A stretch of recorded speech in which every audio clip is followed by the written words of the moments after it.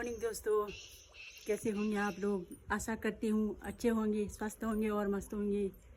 दोस्तों, काफ़ी दुख के साथ कहना पड़ रहा है कि अभी 31 जुलाई को केदारनाथ में आई आपदा में हमारा बेटा पवन नेगी, मेरी सबसे बड़ी वाली जेठानी का छोटा लड़का, इस आपदा में लापता हो गया है।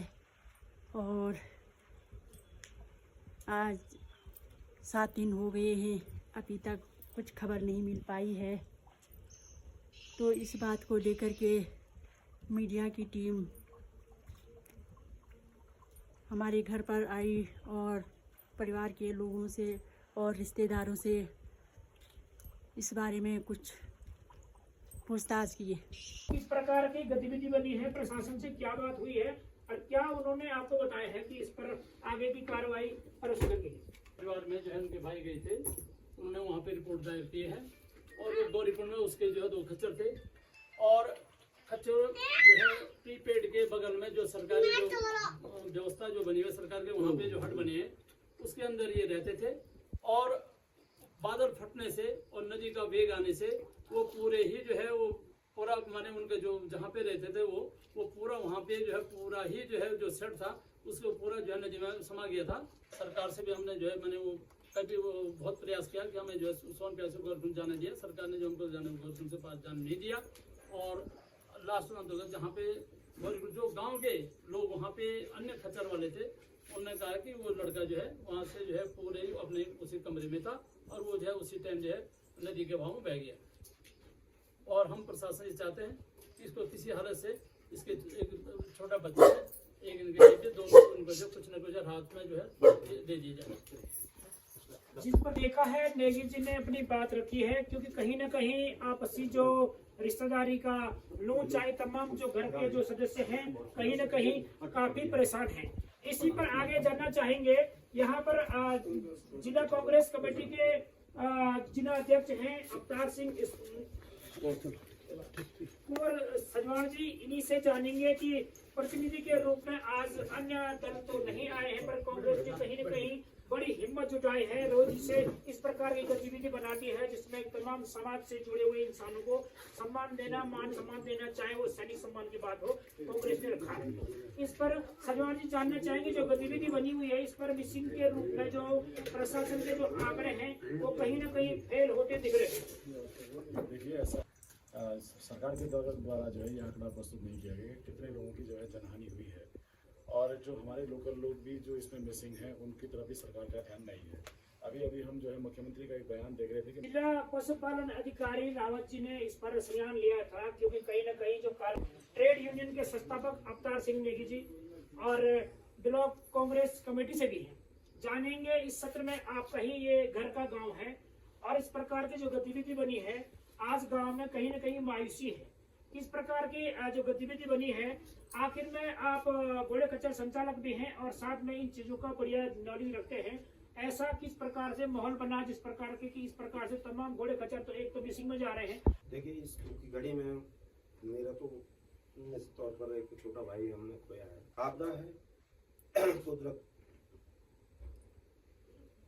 जो करती है उसको स्वीकार करना पड़ेगा और परमात्मा जैसा रखना चाहता है वैसा सबको रहना पड़ेगा। लेकिन बात विवाद वहाँ पर होता है जहाँ पर जिन लोगों की जिम्मेदारी हो करके उस शिला को छेड़ना चाहिए था, वो ले गए और इतना बड़ा कुत्सित प्रयास करके दोबारा उसका जब विरोध शुरू हुआ शिलान्यास के बाद, भूमि पूजन के बाद, तो कह दिया कि अब ऐसा दाम कहीं दुनिया में नहीं बनेगा, हम इसके लिए कानून बना रहे। जिम्मेदारी से भटकने नहीं देंगे और मुआवजा और राहत राशि के लिए उन्हें देने के लिए उन्हें मजबूर करेंगे, यही मेरा कहना है। धन्यवाद। तो जहाँ तक देखा जा रहा है, पवन सिंह नेगी के घर में मौजूद है, उनका नन्ना एक बेटा है, उनके बुजुर्ग माता पिता हैं और तमाम जो है उनका जो व्यवसाय था वो पानी में बह चुका है और खुद भी वो कहीं न कहीं मिसिंग। और अब जो नेगी जी के माध्यम से आपने सुना या तमाम उनके घर के जो यहाँ के मुख्य गार्जियन हैं वो तमाम इस चीज़ को तय कर चुके हैं, काफ़ी समय हो चुका है। प्रशासन जिस प्रकार के जो बातें रख रही है कि कहीं भी इस प्रकार का मिसिंग नहीं है, धाकड़ धामी जी को इस पर जरूर आगे जांच बिठानी चाहिए कि जिस प्रकार से उन्होंने आर्मी की टीम और तमाम जो भी सुरक्षा इकाइयां जो भी वहां पर रेस्क्यू के लिए भेजी हैं, इनसे पहले आंकड़े पर क्लियर कर दें, क्योंकि आने वाले दिनों में इस प्रकार के मामले जो मिसिंग हैं और जो वहां पर जिनका जान माल का नुकसान हुआ है, ये कहीं न कहीं ये मामले उठते जाएंगे। नेगी जी, जो पवन सिंह नेगी जी के पिताजी हैं, इन्हीं से जानेंगे किस प्रकार की पड़ताल आपके द्वारा की गई है और कब आपको पता लगा कि इस प्रकार की घटना हुई है। 2-3 दिन पहले मेरे को पता लगा।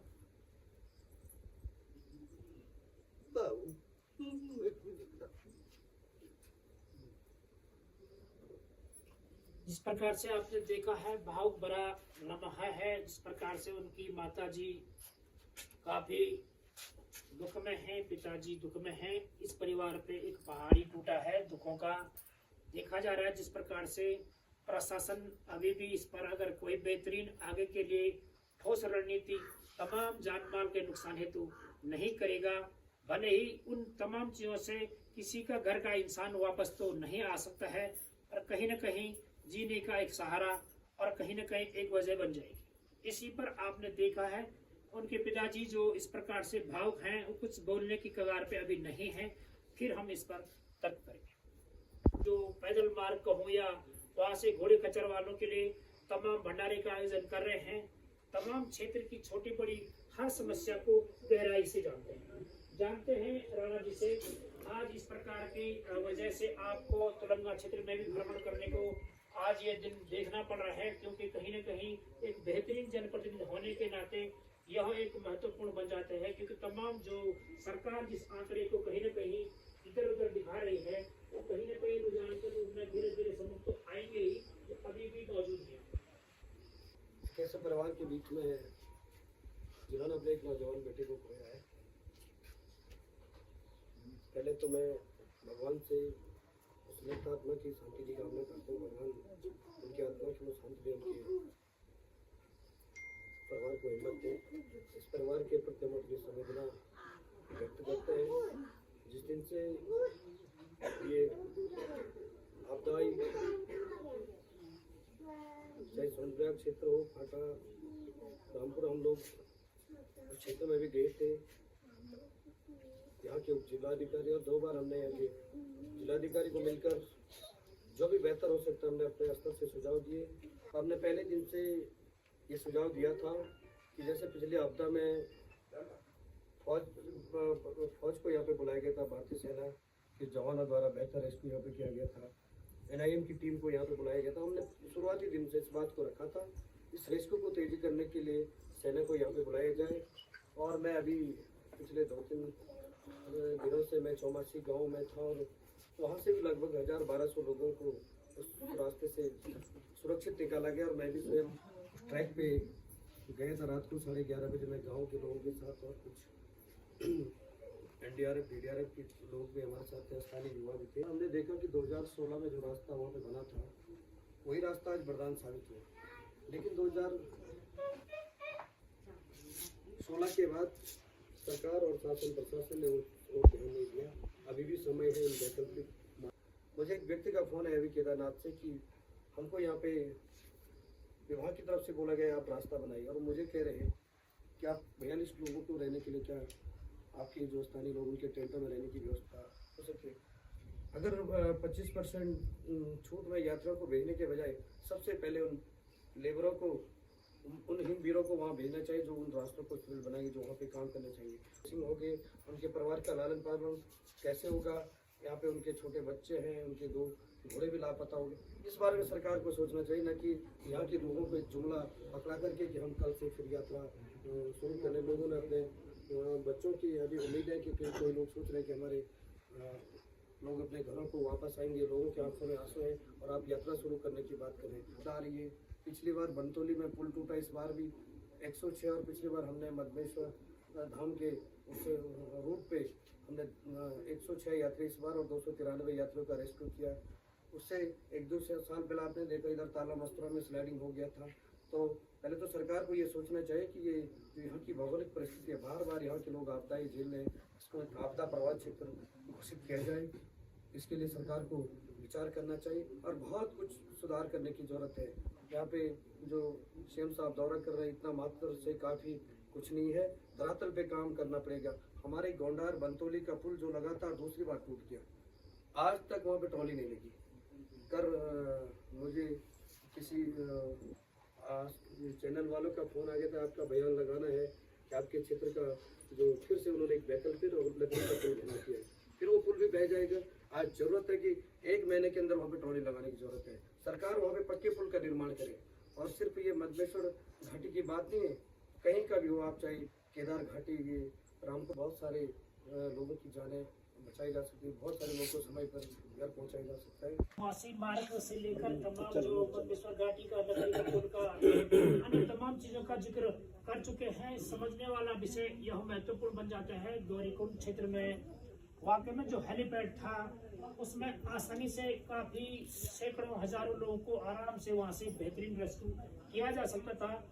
और जहां तक देखा जा रहा है कि पशु क्रूरता के नाम पर कुछ टीन सेट और उस पर तमाम कुछ ऐसे अजीब सा मतलब एक स्टेशन खड़ा कर दिया है, जिससे कि ऑलरेडी काफी गड्ढे बनाकर उसमें और ज्यादा भयानक और भयावह वाला मंजर बना रखा है। आज वहां पर एक टीन सेट बनाया है, जिससे कि वहां का जो हेली सर्विसेज के लिए जो स्टेशन था वो कहीं ना कहीं अब रहा नहीं।